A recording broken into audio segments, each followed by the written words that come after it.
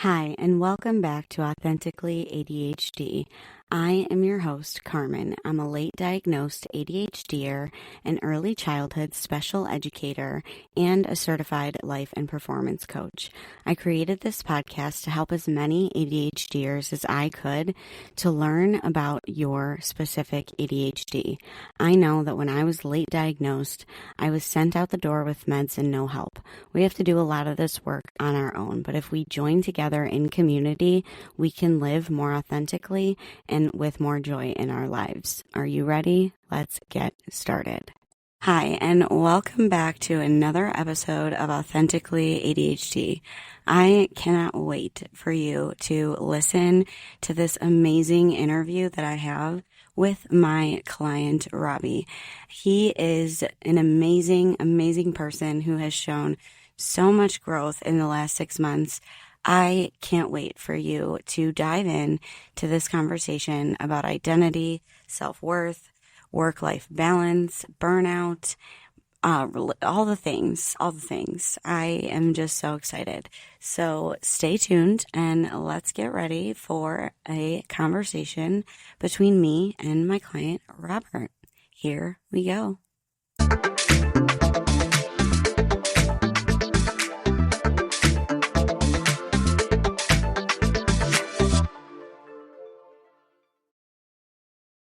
Hi, Robert, and welcome to Authentically ADHD. I'm so glad that you are here on the podcast today. Thanks, Carmen. I'm very happy to be here. How are ya? How are you doing? I'm doing good. It's a Saturday. The weather's been turning a little bit, so we're inching towards spring, which has me excited. It's March 1st, so I also kind It's of have been an really warm. yeah, yep, I love that. Like the sun coming back out, like it's like brings me back to life. I absolutely love it. Um, so let's start with that self confidence and self worth. Those things that could be like really rough for anybody, but like those of us that navigate anxiety, depression, ADHD, mental health challenges. So, how about like we start where you take us back to where you kind of started in this area? yeah. I remember in one of the first workbooks you gave me, it had a question about if you strip away all the titles, how would you identify? What is your identity? And it was just a super hard question for me to answer. You know, if I'm not a husband, if I'm not a manager, if I'm not a dog dad, like, what am I? And we were able to get there through coaching and journaling and really reverse engineer it, right? So think about all the qualities that you have with the titles, and then you can Yeah, like strip where were those, your strongest things at? right? So, like, I'm a kind and compassionate husband, I'm a patient boss, I'm a loving dog dad. So, I'm loving, I'm patient, I'm kind. Those are kind of the identity points if you take away the titles. I absolutely love how you came away from that because I remember you bringing it up the first time and I was like, yeah, that work is like a little bit deeper. And you were like, yeah, I thought it would be like easier. Like a lot of people think that where they're like, yeah, I know my identity. Like I'm a teacher. But it's like, I'm not just a teacher, right? Like I'm like so many other things. Like if you put me in any situation, like I'm a helper. That's what I tend to do. Like when I'm in any situation. Um, so there was also like struggles with perception of yourself back then too. Like having to do with work, things were like changing with your work life, and we talked about burnout a lot. Yeah. Yep. So, what would you say was like your some of your biggest takeaways from those conversations? Like, where were you then? Like, and how are you like here now? Yeah. I was transitioning in work. I had just been taking on a new role, a leadership role. Prior to that, I was an individual contributor, and I actually had to do both jobs for um, about 3 months. And I mean, talk about a burnout nightmare. So I had to just be super, super conscious of taking care of myself and scheduling time for self-care, and vacation and unplugging and um, depending on capacity, could I afford more time to, exercise, move my body, or did I need to just like lay in bed for that day and drink a bunch of tea and feel warm and cozy? Just had to be hyper aware. And that's again too where journaling really, really helped me to do that. I think the more chaotic my life was, the more journaling helped me to regulate my emotions and stay present and focused and on track. So back then it was a daily struggle and it was really hard. Um, and now I'm I'm more in like a flow versus an ebb with my work life. I'm there and it still has its challenges, but I'm showing up every day and I'm present every day and I'm doing the kind of work that I want to do with the team, which is, developing them um, with work and personal, honestly. So I'll pause there. Yeah, I loved how you did that, how you took a lot of the things we were learning and that you were learning actually. I mean, we were both learning. I always learn when I coach too. But the fact that you went and then applied that at work to like really help you with that leadership role was so, so impressive to me. And this is why I feel like coaching is super beneficial, especially to those who have been to therapy, who have done some of the work, but who are kind of like at a plateau. I mean, would you say like that's kind of where you were? Like you were kind of at a plateau where you're like, I don't necessarily really feel like I need therapy right now, but I want to get better. Like, and this avenue was something, I mean, I remember you saying that you were interested in. Um, but I want to go back to the burnout really quick because I Yeah. want you to reenact the reaction that you had when I told you that there were 7 types of rest. Um, I mean, keep me honest. I don't know if I remember the reaction, but I That's so authentically ADHD. I can't. but I feel like I was like shocked and like excited all at the You same asked time. me, I remember one part of it. You did ask me to repeat. You were like, "Did you just say 7?" And I was like, "Yeah." And you were like, "Okay, I think I thought you said 11, but even 7, oh my God." Like the way that you responded was like, 7. Like, did you say 7? I feel like I asked a million questions. Like I had to know about all of them. I had to figure out every category and how I could apply it. Just Well, and seemed that's usually what we super do. helpful. Yeah, yeah, yeah, yeah, We definitely. like jump all in. Like we find something new that we're like, oh my God, this could really help me. And then we like jump all the way in. Like I find myself doing that a lot, especially with like books I read or podcasts I listen to. Like I find myself going all the way in, like just researching the author, their podcast, like all the things that they believe in, all the things. It's insanity. So, can you talk about like how you have incorporated those different types of rest, like, sensory rest, how you learn about like spiritual rest and like learning about the cues of your body for like physical rest? Like, how is that helping you like now? Yeah, definitely. So, I think I'll start with physical, just because I think that's traditionally what people think about when they think about rest. You're And absolutely right. I think that's all I thought that rest was as well, before this. So, People are like, oh, sleep. Yeah, I do that. yep, sleep.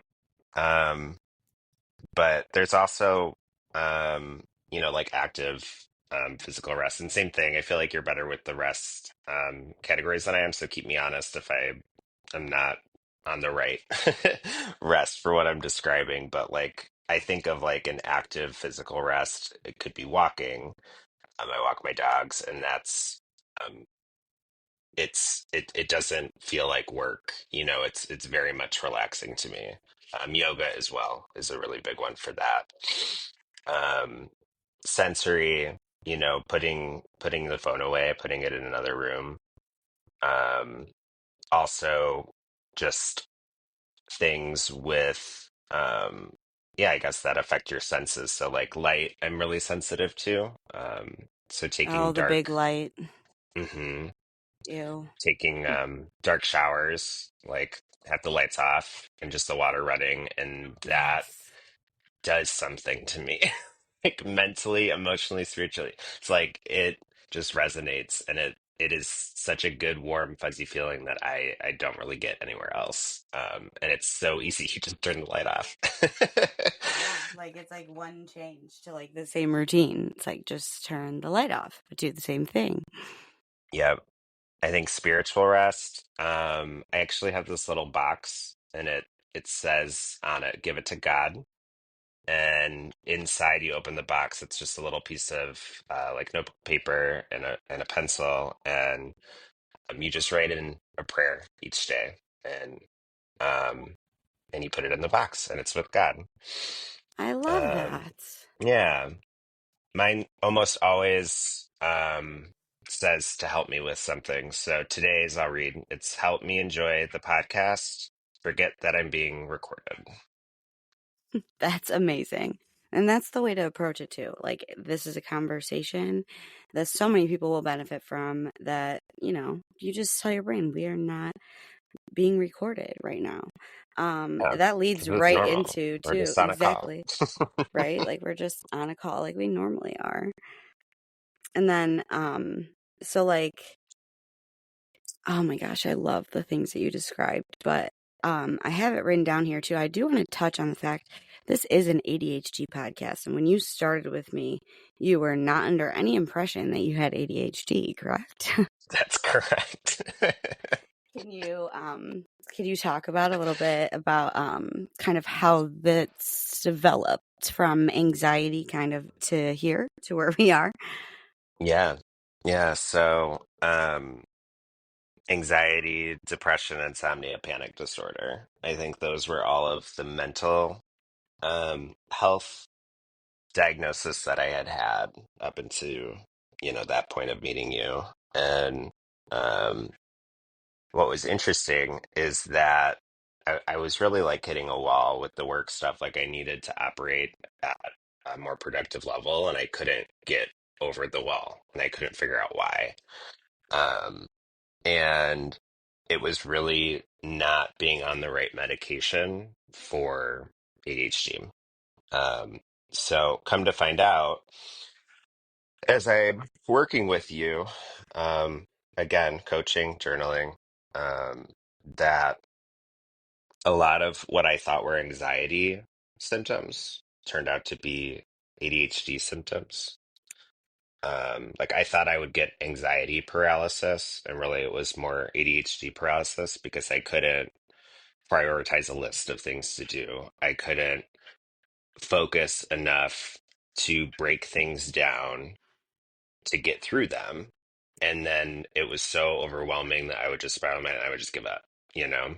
I would freeze. So, um, And doctors, sorry to interrupt, doctors yeah, usually view that type of description if you don't say, like, I was overwhelmed by the tasks. Like, if you just say, like my to-do list overwhelmed me and then I shut down, like, or I had a panic attack or whatever, they automatically, without question, go right to anxiety because sometimes they're not getting that underneath of what caused. Like, yes, there's anxiety there, right?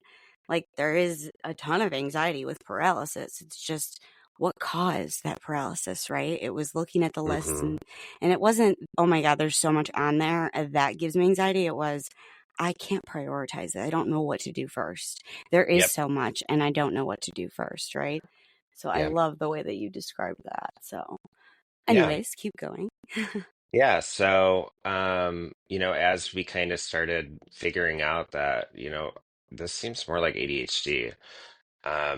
At the time, I didn't feel the need to get like a formal diagnosis as long as I could still get, the medicine that I needed to function the way I needed to function. And I am very fortunate. I have a great general practitioner, and so I made an appointment and I talked him through everything. And um, he did what a good general protection practitioner does, which is he told me if I wanted the diagnosis and if I wanted medication like stimulants, I would need to go through a psychiatrist.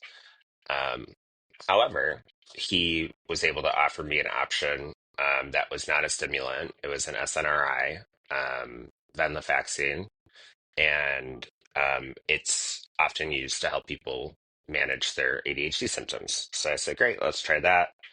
And night and day, night and day. I have never Right. functioned so well in my life, and it's just like the focus is there, and it's not even work. It's not even just the work stuff. It's like the personal stuff. It's the chores. It's the getting the house clean. It's caring for the animals, caring for myself, like my appointments, my health. Everything has just elevated since I changed one medication. Let's get into that last part that you talked about because I love how you said it's not just work. Because most of the time, like me, or like a lot of people's stories, it happens first with work, where people are like, oh my gosh, I can't handle all this work. I need to go get checked out type Yeah, of thing. But it's also about like improving your quality of life. Pills don't teach skills. So yeah, the medication change was great, but then there was all these strategies that you use too to improve that quality of life. So talk a little bit more about that because that is something I really want to hone in on. yeah. So the strategies, I think, like to dive into the journaling a little bit more because I know I've said it a few times, but Yeah, really explain it to my listeners yeah, because they roll their eyes when I talk about journaling. yep, yep. So I've actually got mine out. I'm looking at it.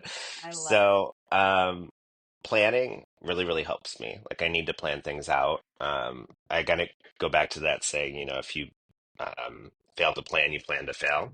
So And I let me plan out just my interject and ask you a yeah. question. Do you like planning? Like Now I in do. general, is it like it's an Yeah. activity now that you've made It's yourself kind of look therapeutic now. forward to? Yeah, Okay, I it's really therapeutic love now. that. So It it it was can be work at something we first though. enjoy. Yeah, it Yes, was work at yes. first though. And you're gonna laugh at this because I'm like a 4-year-old child with this, but um, something that really helps me enjoy my journaling and make it therapeutic is I have all these Pokemon stickers because I still love Pokemon. Okay, wait, And stop. Wait, stop. I don't have Pokemon stickers. Mine are flowery. But I literally ordered them like they're like journal stickers. They have words on them and decorative like little like to do, like don't forget and like dates and like there's a bunch of them. It's like so many. But no, yeah, stickers are dopamine, man. Stickers are they are. dopamine. They are. And if you're a Anyways, as we get journaler, distracted. so yes, I plan out my week. I've got three like daily focus that I try to do. So like this coming week, I've actually already done the planning for. So like my focuses are yoga, training my new dog Yoshi, and helping a coworker at work. Love to hear Um, that. yeah, and How is then that training going, by the way? it's going good. Yeah. Yeah, we're doing the click training. So, because he gets very I think my dog might have ADHD because They usually take after us. yeah, gets very distracted outside and barks at everything and everybody. And And then like so, forgets that he has to go pee. Like how relatable. yeah, yeah. So yeah, with the click training, you click the little, it's like a little button, it makes a sound, and you give him a little snack, and he learns that, you know, that will distract him from whatever he's barking at. And then over time, you're supposed to be able to take out the snack, take out the click, and with saying the command, every time you're doing the click, you're supposed to be able to get down to just the command. So we're working I through love it. it. I forget what we were talking about though. Well, we started with journaling. Oh yeah, It I was was kind of just taking you asking you like through. quality of life type stuff too. Like I love how you were talking about like just this act of planning and you do it once a week and it's Yeah, therapeutic now. Like at first it's work. Like it's not always just like rainbows and sunshine and this is easy. I love it. Sometimes I wake up and I'm like I don't want to journal, but like yeah, it's a habit like ingrained in me now. Like if I don't write stuff down, I'm gonna like blow up on somebody. But yep. like I love that it's a habit because it's so beneficial. So if you were still going through the your little routine, I want you to keep going. Yeah. Yeah, so then I do each day, and then I just write down different things that I have planned for that day. So it'll be work and personal. And then I always leave room on each day so I can add things as the week progresses. And then I've got a couple other things that I do weekly. So I've got a daily blessings tracker where I just record like blessings throughout the day. And then I also have a 3 daily wins tracker. So I do for each day a physical win, a mental win, and a spiritual win. I love your little categories too. Oh my goodness. I definitely Gotta did have start categories. with It needs to be organized. There needs to be oh, and structure. see, and now here is the spectrum, my friends, of ADHD. Robert is an organized, anxious ADHDer. I am a type B, try to keep crap organized, shove it in the drawer type ADHDer, okay? Well, if I'm you not ask my necessarily anxious, husband, but he will not tell you that I am organized. But my journal has some, yeah, organization to it. that just goes to show too how we can be organized in one part of our life. Like I am super organized when it comes to like this podcast specifically. But if you Yep, go into my Google Drive, people wouldn't be able to find their way through that. Oh my God. Like no that's way. Or my chaos. But your makeup output drawer. into the world for the podcast is refined. Yes, it's very refined. It's very organized. Even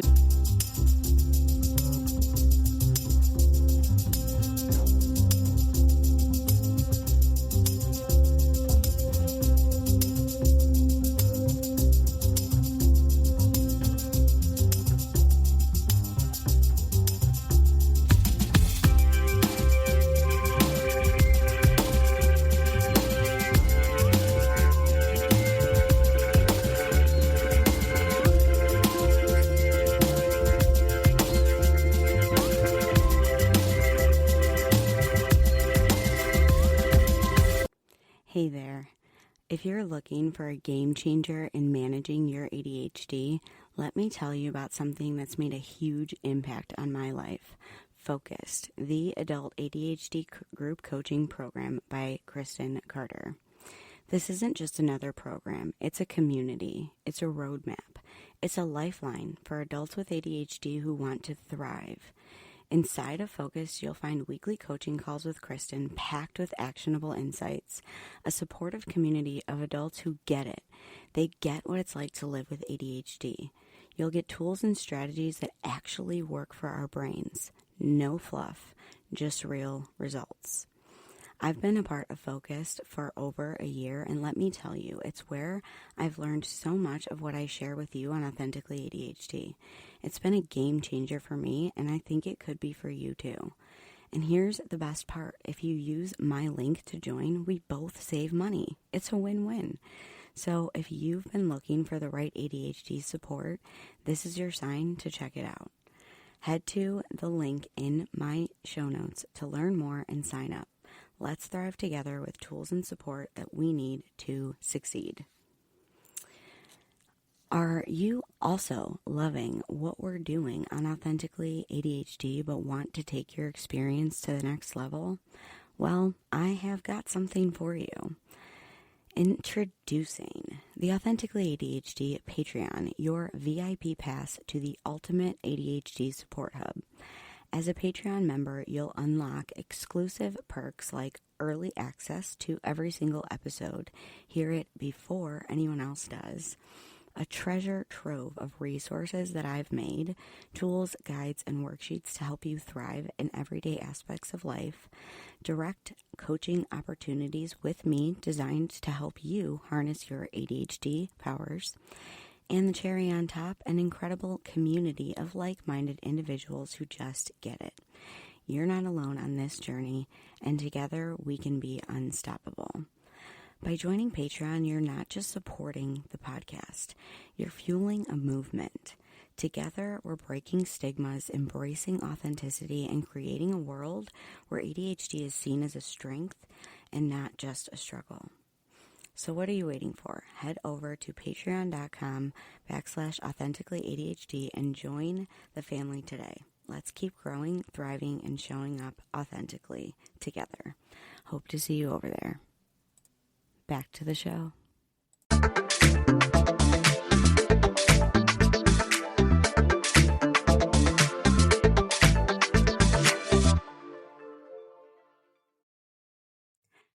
All right, so I love that take on journaling.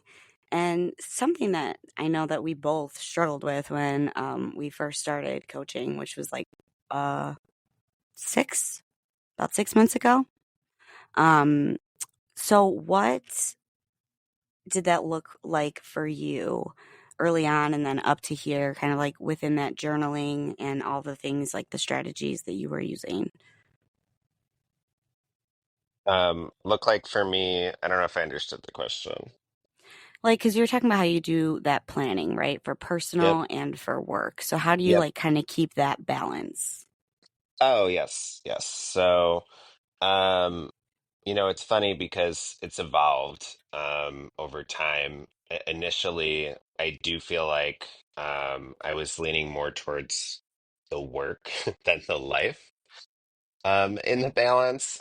Which the funny part there too is if you think about it, why is the word work first? My You God, I've know? never thought about that before. Hmm. Why isn't it Why life isn't work it life work balance? balance? Yep. Jinx. Oh my gosh, you owe me a Coke. I loved saying that in the 90s. Oh my God, can we go back? Anyways, don't get distracted. But yes, like it's so hard. And I know my listeners are relating to you right now. So if you tell them about kind of like that evolution, what that kind Yep. of looked like. Yep. Because I was working on the weekend a lot. I was working late nights a lot.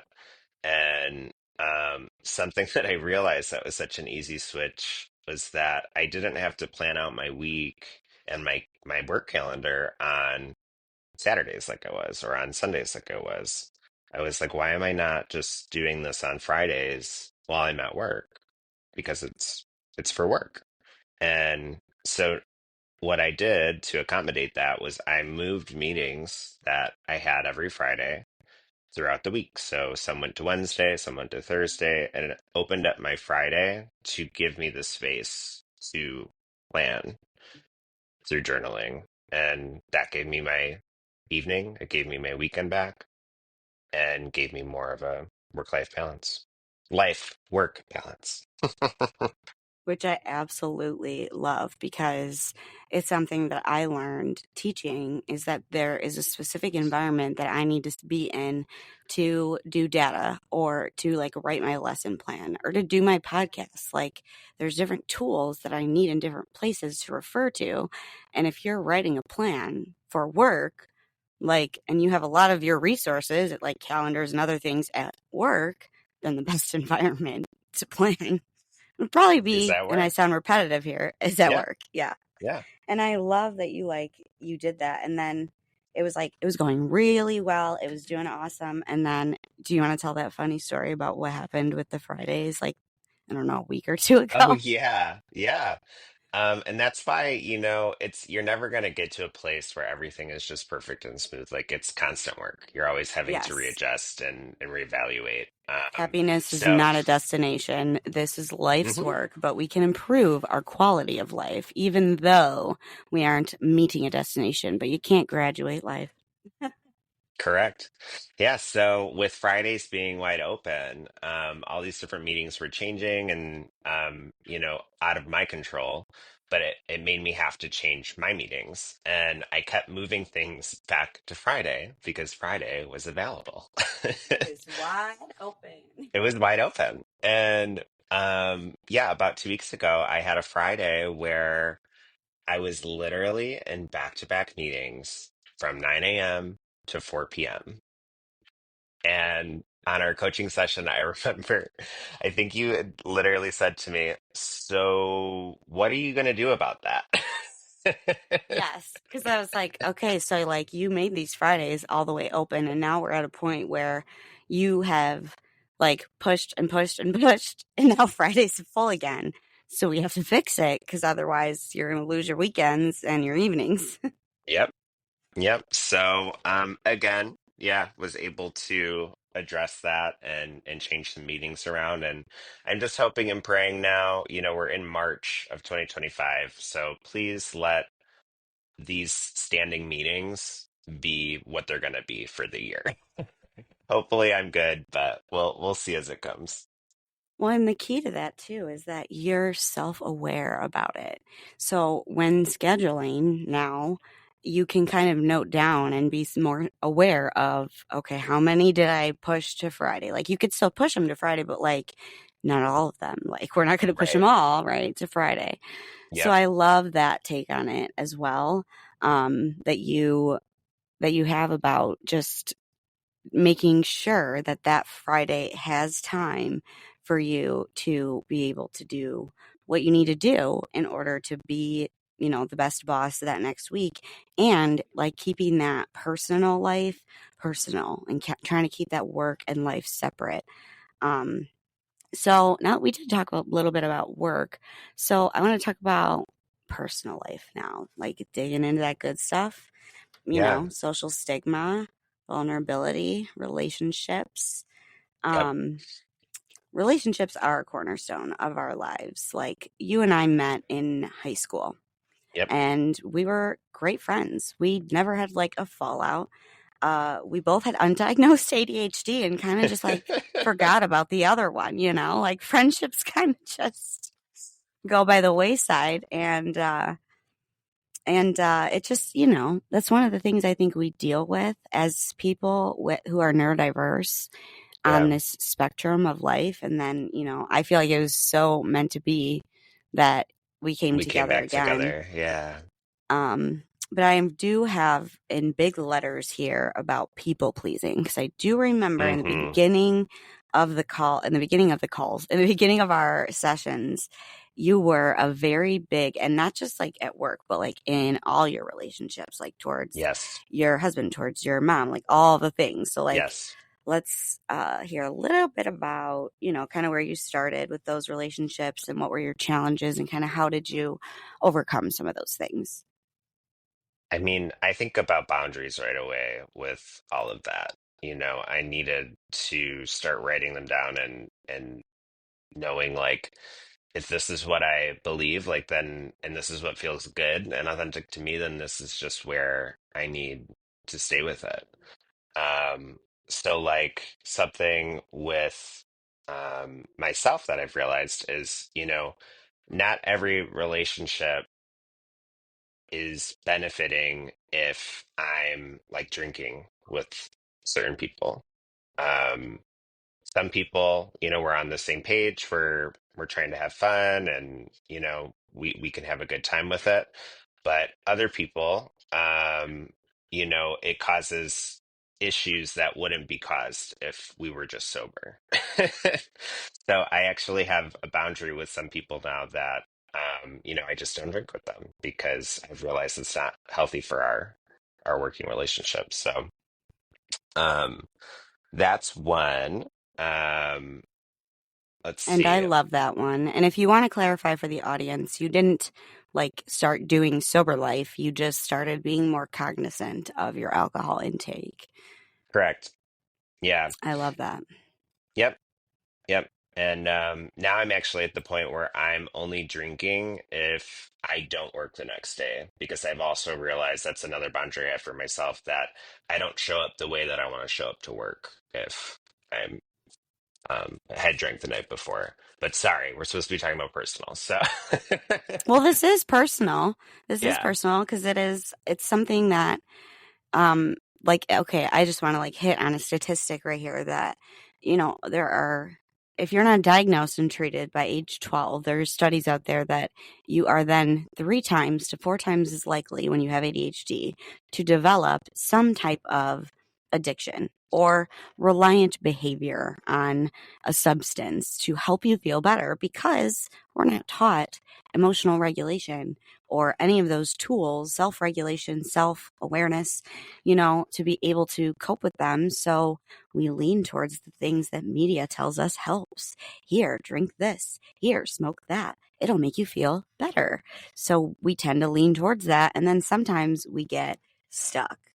Yep. But the fact that you kind of pulled yourself out of there and you were like, hey, like, because alcohol really does affect the ADHD brain, especially when you are kind of in it. I mean, actually, it really affects all the types in all different ways, but because it's not great for our brains, it obviously, yeah, it doesn't make us feel great the next day. I personally have like an allergy to it, so it doesn't make me feel good like almost any of the time. Like I Yeah. socially maybe have a drink once every couple months because I don't really like it. But I do socially drink, but I don't really. I think I went the whole month of January without drinking. I didn't even realize it. So, but anyways, so that improved some of your relationships. And I love that you are including this within your boundaries, because that's a boundary in itself. Yep. Yeah, absolutely. I think another one is, you had mentioned I'm married, and I've come to find out that not everybody is a safe person to confide in, when it comes to your marriage. Your marriage really is like something sacred and something super personal. And I found myself oversharing a lot, and to really We like tend to my, do. yeah, really to my own detriment. And you know what?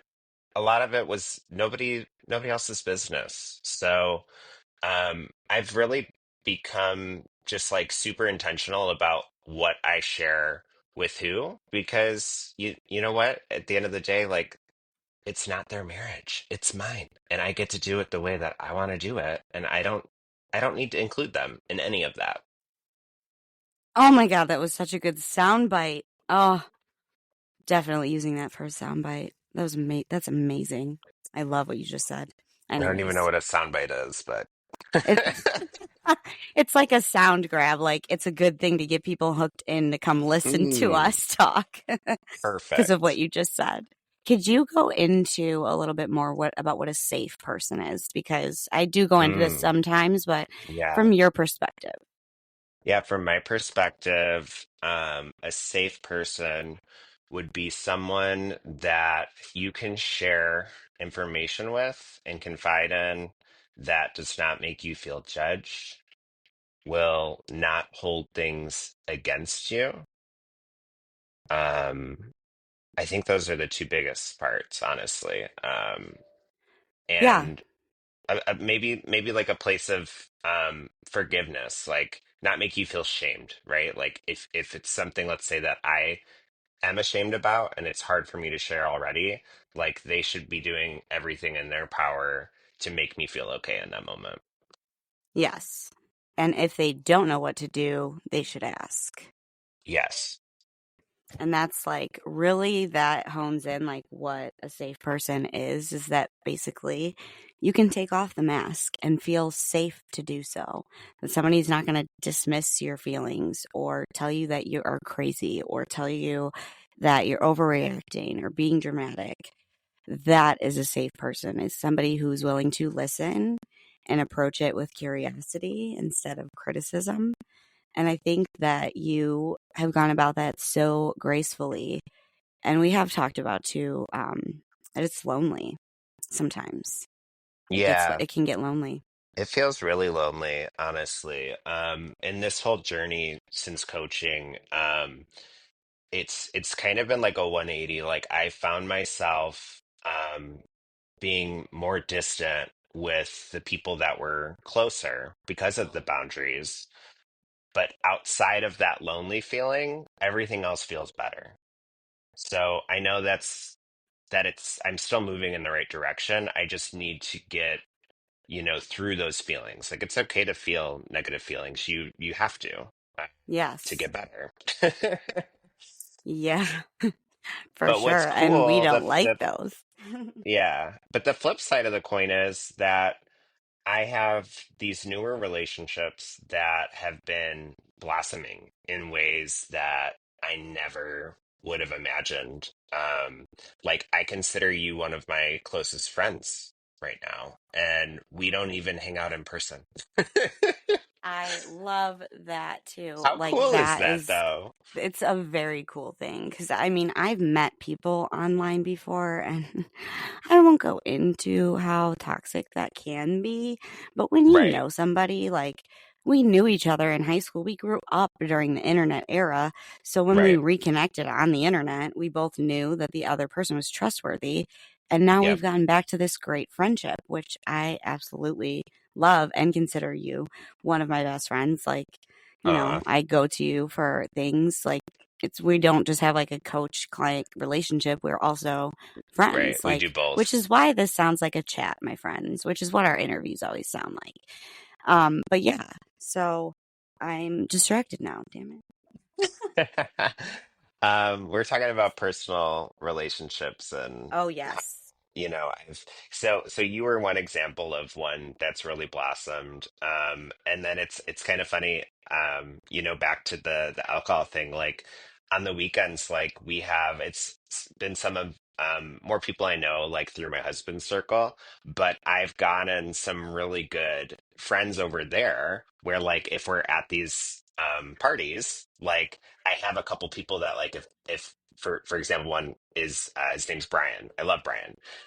But we only, oh, sorry, watching my dog, and she's freaking out. We are puppy friendly on this podcast. 1 second. I'm gonna So, friends, this is a friends. great time for me to tell you that your working memory sucks. So, head up to the follow button if you like what you're hearing and follow the podcast. And while you're up there, give it a rating to push us out to everybody. Okay. I'm going to give you a second to do that. We'll be right here waiting when you get back. Are you ready for me again? Mm-hmm. Go ahead. Okay. So, yeah, Brian. He's like if he's at the party, like that's who I want to spend my time with. I want to talk to him. Like we connect, but that's the only time that I see Brian is at these parties. But it doesn't matter. What matters is that when we're together, we're having a good time. Yes. Absolutely love that. Like that, period. Like, Yeah, mic period. drop. Like, I Mic drop. love that.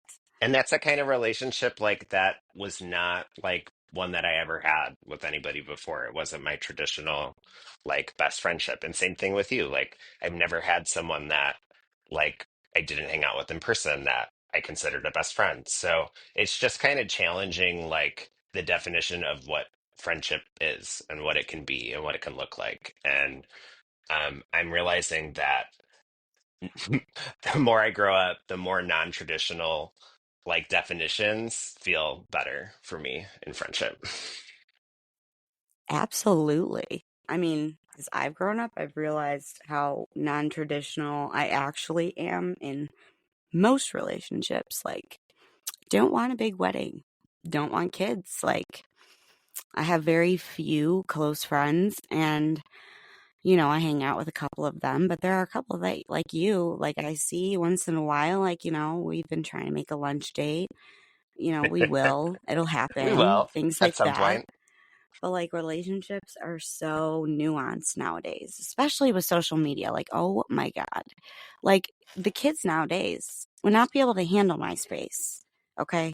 They would cry about top eights. Are you kidding? We'd have suicides about them, I swear. Now I'm going to put a trigger Yep. warning on this. But anyways, so Anyways, as we kind of come to a wrap up here, what is there anything else that like I have left out or anything that you really want to touch on about coaching, anxiety, ADHD, anything? yeah. So let me look. I had a page that I had wrote down. Uh, So we covered a lot of ground today, honestly. I could share a good story, because it's kind of both personal and work, but with my boss, if you Oh, we remember. love that. Yes. Yep. And again, probably goes back to people pleasing. Um, I had this idea in my head that she needed to like me for our relationship to work and to be a good relationship. And she's just not the warm and fuzzy type. So, um, it's more about work, but not in a bad way. She's super invested in developing her people, and I'm one of her people now. So, she's going to help lift me up and help me step into my own light at work. Um, but it was this hurdle in my head that I created, and it Mm-hmm. wasn't really anything I needed to give life to. Coaching helped me realize that and work through that, because it was an uncomfortable feeling. It wasn't a good feeling. Um, and just to bring it full circle now, so I had given a presentation at work this last week, and my boss really let me run with it.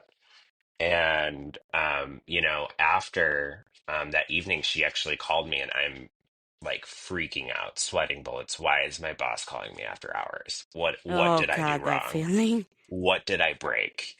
Yes. What did I And she lose? What did I forget? Oh my God, I have secondhand anxiety. she was literally just calling to tell me that I did a good job. Oh my God.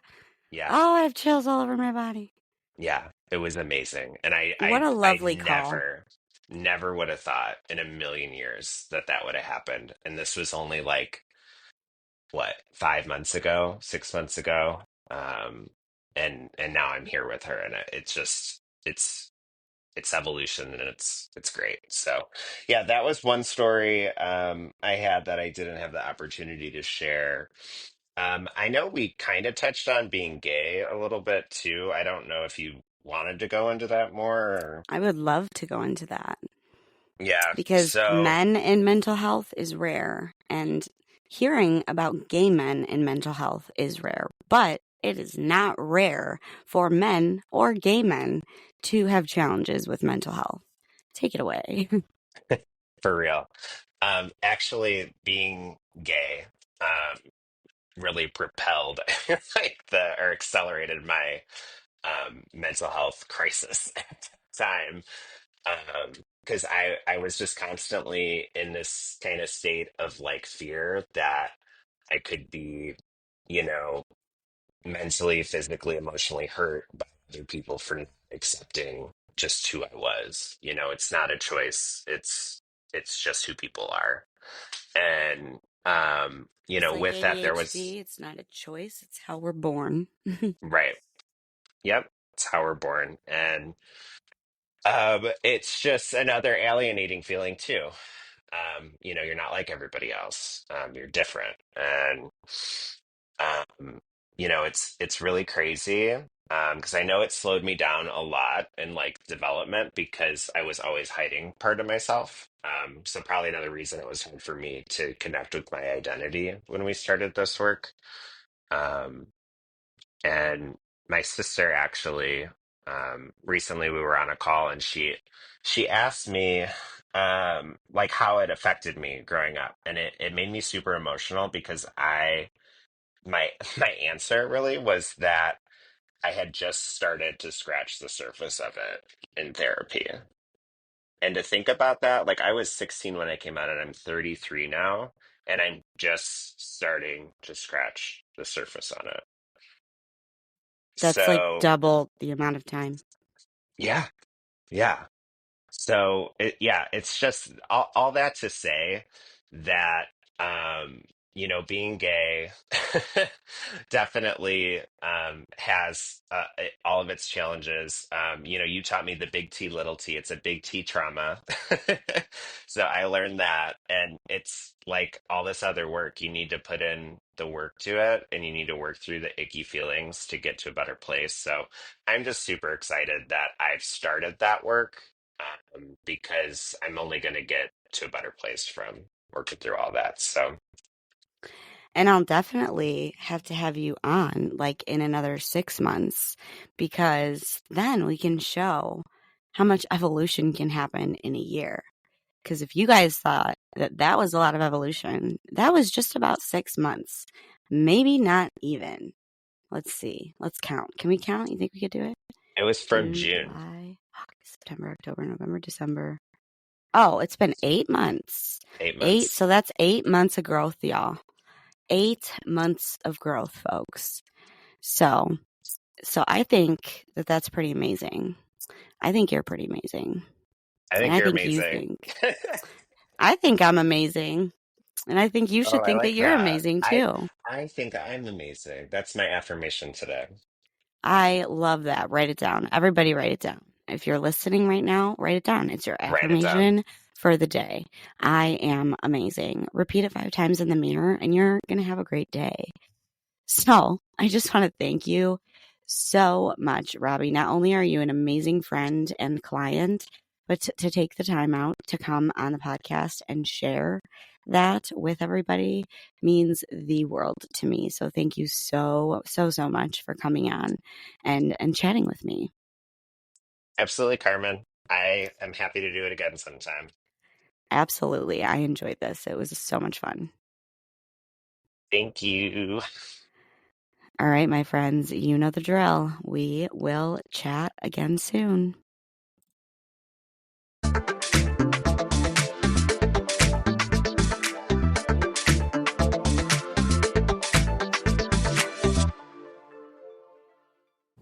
Hey, my friend, I really hope that you enjoyed that conversation between Robbie and I hope that it helped you. If you believe that it'll help a friend or anybody, maybe on your social media page, please share out the podcast episode. Please give us a rating and do all the things like subscribe, engage. It helps get us pushed out so that you can help me with the goal of our community to reach as many people in the neurodiverse community as possible, to show them that it is possible to live an authentically amazing life and thrive instead of fighting every day against our brains. Stay authentic, and we will talk soon.